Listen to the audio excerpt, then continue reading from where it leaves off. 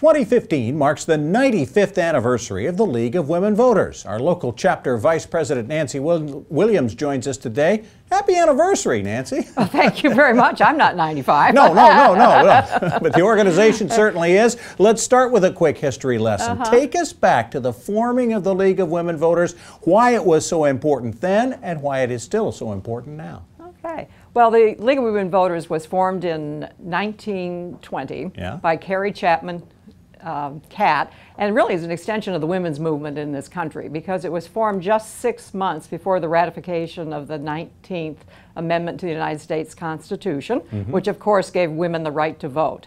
So the centerpiece of our work then, as is the case now, is to encourage active and informed participation in government. From women and men. For women and men, for everybody, for all our citizens. Absolutely. Yeah. Now, the League is involved in politics, but really isn't a political organization, right?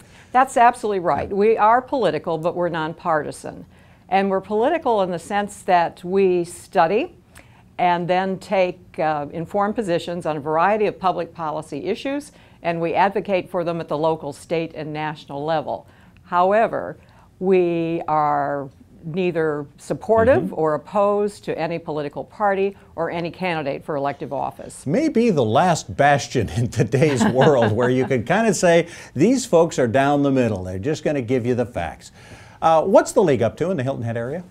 Well, we have been very busy. This past fall, as you know, was an election year for us. And so the League sponsored and moderated 2 candidate forums, one for the State Superintendent of Education, another for the mayoral position on Hilton Head Island. And since then, we're in the process of publishing an updated voter's guide to elected officials. We also are very interested in natural resource topics and education topics. We have 2 committees that are hard at work on these issues, one that's examining land use issues in Beaufort County, and another that is looking at the adequacy and the method for funding public education in South Carolina. Interesting that because those are 2 more hot button kind of areas and issue areas. People think you're usually involved in putting candidates out there, but to go into the issue area is kind of different, isn't it? Well, we're very much an organization that takes our responsibilities seriously, and we don't take positions until we've reached consensus after considerable study. So this is really part and parcel of what we're trying to do across the country, because we feel that citizens need good information to make good decisions. Absolutely. 2016, of course, a big election year coming up. What will be the focus of the League's upcoming activities looking forward? Well, I can't speak to 2016 just yet, but of course we will be involved in holding candidate forums then.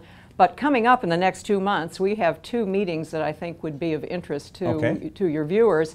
On March 11th, we will be airing the documentary Priceless in conjunction with the Bluffton Public Library at 10 o'clock in the morning. And that is a documentary that deals with the influence of money in politics.